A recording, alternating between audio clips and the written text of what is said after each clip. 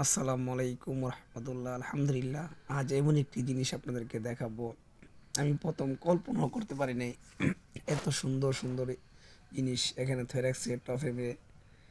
আমি আসছিলাম বালিশের কভার নেব এবং আমার এক বন্ধু নিবে, দুইজনে মিললেই নেব। আমরা একসাথে আসছিলাম, কিন্তু এখানে এসে আমি দোকানটার ভিতরে ঢুকিয়া দেখি এত সুন্দর আর এত মানে আনন্দ লাগতেছে আমার ভিতরে ঢোকার পরে। মানে এত সুন্দর পরিবেশ আর সব কিছু দেখার পরে আমার কাছে সবচেয়ে ভালো লাগতেছে। আর এমন জায়গায় দোকানটা, এটা মার্কেটের একবারে ভিতর সাইড, এটা কোম্পানিগঞ্জ কুমিল্লা জেলা। কিন্তু এত সুন্দর পরিবেশ দোকানটার, আসলে আমার দেখে নয়ন জুড়াই গেছে।